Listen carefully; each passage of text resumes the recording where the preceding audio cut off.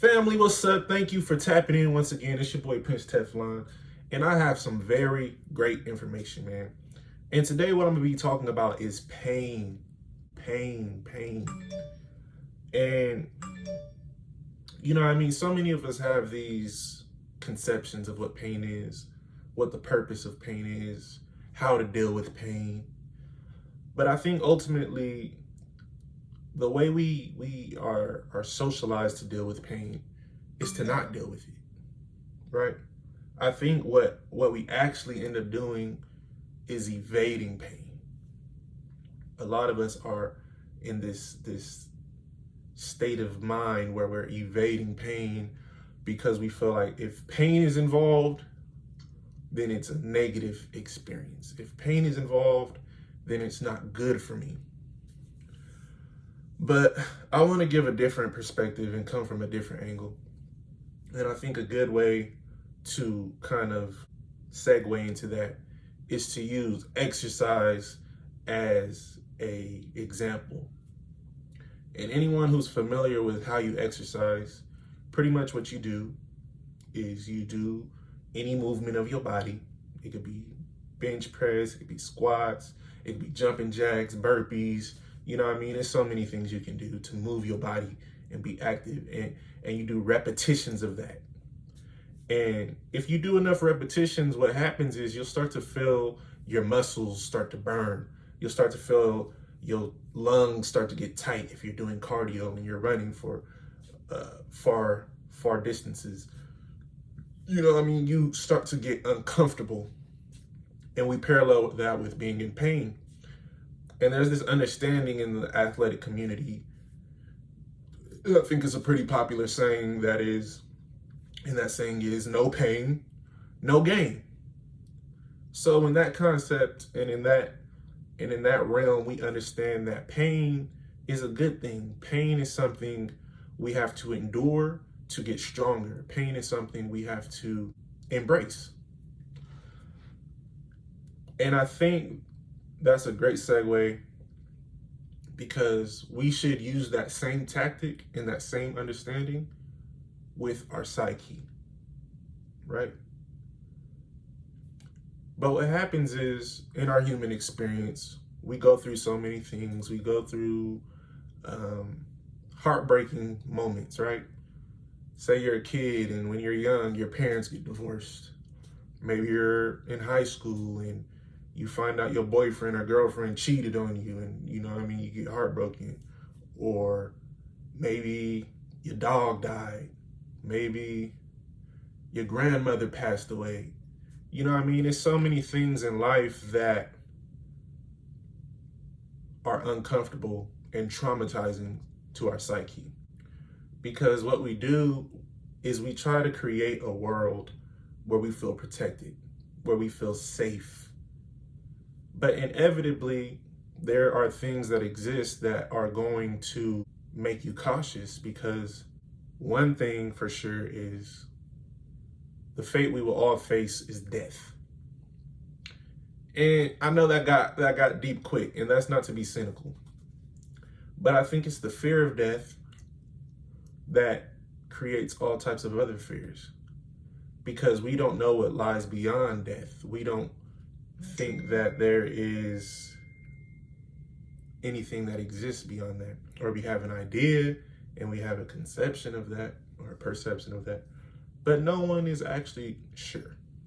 And so I'm saying all that to say that we end up protecting what we have.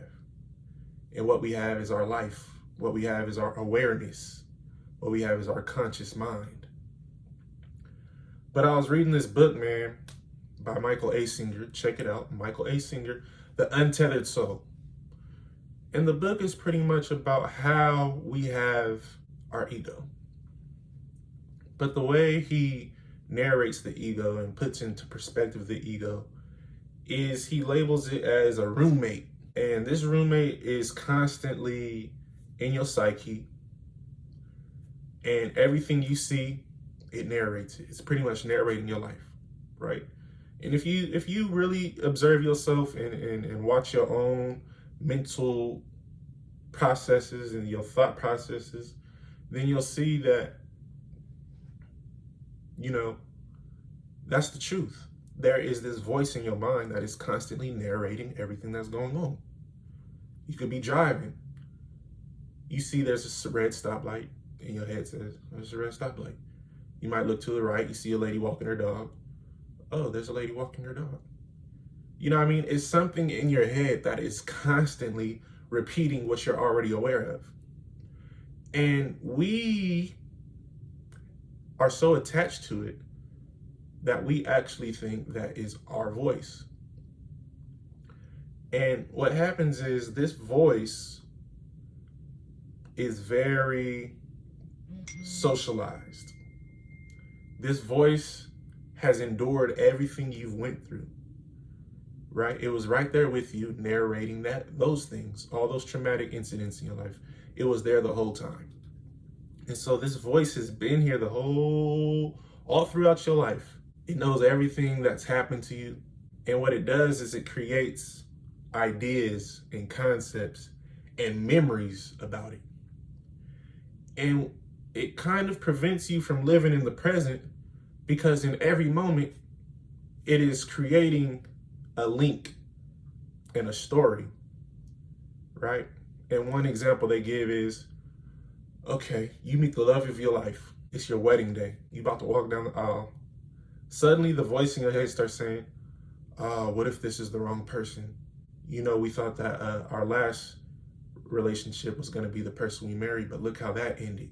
You know what I mean? It has all these fears in it, and it starts to, you know what I mean, give you anxiety because it is fixated on protecting you or the sense of you that it has. And pretty much what the book is getting at is you have to understand that there is this aspect of your psyche that is constantly trying to protect you.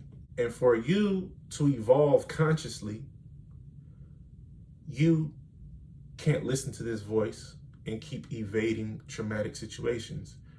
You can't keep trying to protect yourself from traumatic situations. But what you have to do is allow your heart to process these things. And you have to allow energy to flow to you and through you. But a lot of times what happens is we allow things to flow to us, but it never makes it through because it leaves an imprint, right? And negative situations, traumatizing situations seem to leave imprints. And that's why we remember negative things in our life, but it's harder to remember positive and good things. But the reason we remember negative things is because our heart closes when we experience these things, and we never let it go through us, right? And pretty much what the book is getting at is you have to allow it to process.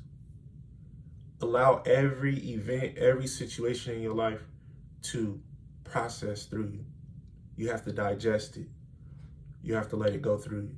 And the way you do that is leaving yourself open, right? Leaving yourself open. And what does that look like? I'll give a situation. I'll give an example. When I was younger, man, I was very, very insecure of the width of my nose, the thickness of my lips, you know, the wrinkles in my forehead, the gap in my teeth. I was very self-conscious about these things because plainly, I used to get teased by my family about these things, and I became self-conscious about them. So I became very sensitive about my features, very sensitive. And in that sensitivity, what happened was I was maneuvering my life, trying to evade being seen in a way I didn't want to be seen. So I didn't want people to see my nose. I didn't want people to see my lips. I didn't want people to see the gap in my teeth. So I became, you know what I mean, sunken. And all of us can have, you can apply this to yourself. All of us have experienced insecurities. So whatever that was for you, apply that to yourself. And so what happened was I only decided to be around people that wouldn't tease me. I decided that, you know what I mean, if someone were to make fun of me, I would result to violence. I would hit. You know what I mean? I would do all these things, and I created a space where I felt safe, where I felt like no one would point these things out. If one, they just didn't, and if two, they were too scared to, because I would hit them or whatever. And so that's another thing the book says, and it parallels it with this story. You have a thorn in your side. You're walking around with this thorn in your side. It's so sensitive. If anyone brushes it up against it, it hurts. When you lay down to sleep, it hurts. When you walk through the forest and bushes and branches hit up against it, it hurts. So what do? You make this apparatus in your bed so you can sleep comfortably. You cut down all the bushes in the forest so you don't got to worry about bumping into them. You avoid people and evade people so they don't bump into you. And then you say, that's better. I'm safe. But in actuality, you still have the thorn in your rib. And you think that you made a better situation. You think that you evolved. But in reality, all you did was allow this thorn, this insecurity, to control your life. Now the thing that was so minuscule, that really, in essence, didn't mean anything in the grand scheme of life, relative to the cosmos, the universe, how big everything is, this little insecurity that means nothing has become the center of your life, and now you're living your life around that. When you could have just yanked it out. And yeah, you would have had to deal with the repercussions and the healing process, but you would heal and you would be able to process it. It would be painful, but it would be very painful, and then it would be over with. And then you can live a life freely, with freedom. And I'm saying all this just to say pretty much that's how our psyche works. Our psyche has all types of ideas, concepts, insecurities, feelings, perceptions that it uses. And these are the thorns, these are the walls in your brain. These are the walls around your consciousness. And we live in these walls. And we think these walls are protecting us. But in reality, what these walls are doing is keeping you captive. And it takes a lot of courage to face the things that we're scared of. Because ultimately, we only put the walls up because we're scared. We're fearful of judgment. We're fearful of realizing we're not the center of everyone's world. You can be the center of your world, but don't expect everybody to feel like you're the center of their world. And so we're fearful of these things. But it's when we allow and we embrace the things that make us uncomfortable, the things that cause us pain, the things that make us step out of the comfort of our psyche, that's when we grow. And when we process that and we keep our heart open, we allow ourselves to take life moment by moment, freely. We're not thinking about yesterday. We're not thinking about last month. We're not thinking about last year or 5 years ago. We're right here, right now. And we're full of love because we've accepted ourselves. And so we are in alignment and we are in harmony with life, right? Imagine this. I remember walking through a park one day and I remember seeing all these trees, beautiful trees. And then one tree was just lopsided, right? It's like you could have walked up it like that. It was so lopsided. All the trees were this way, and this one particular tree was this way.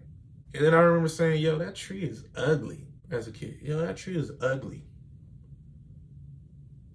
That tree didn't sit there and say, oh, I'm ugly, I'm gonna stop growing. Oh, I'm ugly, I'm gonna take my roots out of the ground. oh, I'm ugly, I'm gonna go plant myself on the other side of the park. You know what I mean? Just because I didn't perceive the tree in a specific way didn't take away from the fact that it's a tree. Didn't take away from the fact that it was rooted deeply into the soil. Didn't take away from the fact that it had leaves and branches and it provided shade. My judgment of it didn't change its consistency. It didn't change its ability. It didn't change what it was. And so you have to view yourself the same way. People's judgments of you, people's ideas of you, the narrative people are placing on you or that you're placing yourself is not real. It doesn't take away from the fact that you are conscious awareness. You are a soul. You are a spirit having a human experience, not the other way around. And so you got to hold yourself accountable and really believe that, I am a spirit. Live this life, wear this life loose. Loose. Don't hold on to stuff. Let it come to you and through you. Let it go. Because it's holding on is what causes suffering. It's the ideas we use to protect ourselves that are actually causing pain.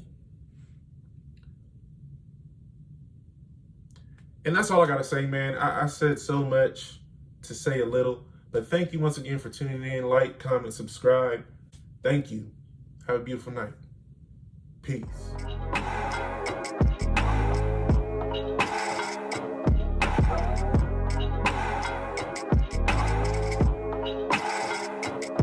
I'm the premonition of my predecessors, preordained rap professor, self-proclaimed factor dresser. I refrain from trap endeavors, rather hop on tracks and bless you. These artificial cats are selfish. Raps can never cast the message, burning cash to crash a Tesla. Take pride in applying pressure. I try to resign from